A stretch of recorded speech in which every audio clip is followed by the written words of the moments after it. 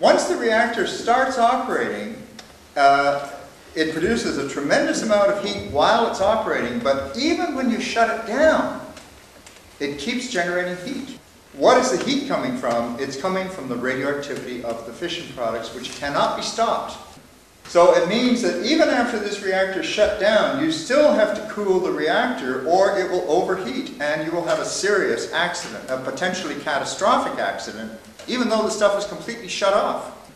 And this really raises questions about, for example, military attack or terrorist attack or poison gas attack. I mean, suppose everybody's killed. We had a situation in Canada where they thought of an accident scenario. If a certain pipe broke, it would kill everybody in the control room. So they built a second control room in case that happens. So they have two control rooms. And so here you see one of these, it's called a spent fuel bay or pool. Now if that pool was drained dry and there was no cooling water, the heat would rise, the heat would be produced and it would not be removed. And so you would get overheating of the fuel, melting of the cladding, which is the coating, and release of a lot of radioactive gases. You wouldn't get a complete meltdown, but you'd get a lot of radiation releases. And by the way, in the older reactors anyway, these pools are not protected to the same degree as the reactor itself. It's not under the big dome. So since the 9/11 event in the United States, they've been very worried about a possible terrorist attack, not on the reactor itself, but on this, on the spent fuel bay, which has 10 years worth of irradiated fuel. You need to think about all possibilities to make sure that you can keep that fuel cool under all circumstances. Yes, question? Mikä on tämä mekanismi, joka starttaa... When you start up the new reactor, what is the mechanism which starts it? I understand. Nuclear fission, the splitting of the uranium atom, only happens when you hit it with a neutron. So they have to give a neutron to start the reaction. That neutron will split one atom. But when the atom splits, it gives off more neutrons. And that splits more atoms and more atoms and more atoms, so you get more and more neutrons and more splittings. If you don't control that, you have an atomic explosion. But in a reactor, they cannot have an atomic explosion because it happens more slowly. They do have to be very careful to control the level of neutrons. The Chernobyl accident, for example, was caused by a sudden spike in neutrons. The neutron went up high and the power got out of control and there were explosions. But the explosion itself is not so terrible. What's terrible is that it allows for all that stuff to escape. Actually, they estimate that only about 3% of the radioactivity actually got out into the environment from Chernobyl. Not 100%, only 3%. In other words, it could have been a lot worse. Now, it turns out that when you shut it down, you still get 7% full power heat. Let me just use some numbers here, if you don't mind.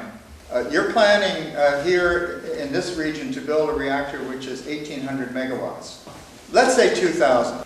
In order to get 2,000 megawatts of electricity, you have to produce 6,000 megawatts of heat. 1/3 of that goes into electricity, the other 2/3 goes right into the water. So there's twice as much heat going into the local water than there is going out in the form of electricity. So you generate 6,000 megawatts of heat inside the reactor. If we take 1% of that, that's 60 megawatts. Multiply that by 7 to get 7%, and you have 420 megawatts of heat after the reactor shut down. And that is quite capable of melting the core of any reactor in the world, which nobody wants to happen. Because when that happens, you get total release of the radioactive infidels. To make matters worse, the melting point of the uranium fuel is around 2,800 degrees Celsius, 2,800 degrees Celsius. The melting point of steel is only about half of that.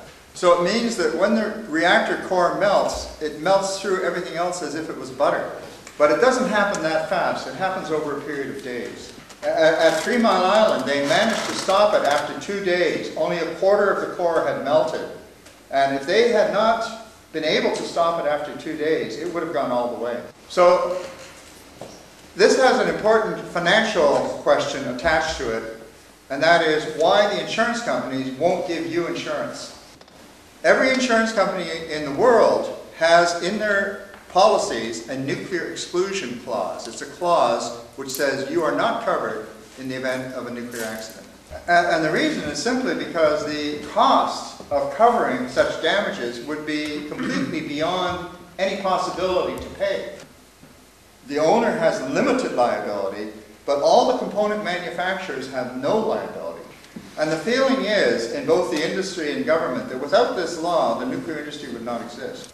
Because neither the insurance companies nor the industry is willing to take the financial risk. So whether you like it or not, the risk is on the taxpayers. And this opens the whole question as to why the nuclear industry can't function like a normal business. In the United States of America, they've been talking about a nuclear renaissance as they have elsewhere, but Wall Street is completely unwilling to invest in nuclear reactors unless a law is passed in the US Congress which guarantees their loans. In other words, the people who invest in almost everything are unwilling to invest in nuclear power unless they have a bailout ahead of time. Can't the nuclear industry convince the insurance companies that that the reactors are so safe that they don't need to have this special clause in the insurance policies? Why can't they tell the government that they don't need to have liability insurance because these accidents are now impossible? They can't convince them that the accidents are impossible. Why should we believe them? In 1977, I went to an International Atomic Energy Agency meeting in Salzburg, Austria. And I was able to get into one of the sessions where a leading nuclear scientist talked about meltdowns, the possibilities of meltdowns. He thought he was talking to only nuclear scientists, and he said, we nuclear scientists have got to face up to the consequences of complete success. And he said, complete success means that we're going to have maybe 5,000 nuclear reactors, maybe 10,000 nuclear reactors around the world. That means that if we use our existing figures of probability, we would have to expect a meltdown somewhere in the world once every 4 years. The point I'm making here is simply that the nuclear industry does not believe these accidents are impossible. But in their view, it's a risk worth taking because the benefits are good enough that you have to take that risk. But this is not just a theoretical risk. This is something that you have to anticipate, that there will be meltdowns. And my point of view in this is really, isn't the public entitled to know that? Aren't the politicians entitled to know that? Yes, nuclear power is an amazing technology. It's got many fantastic features. But I think that society deserves to have a frank discussion which is honest about the dangers, and let's not deny them.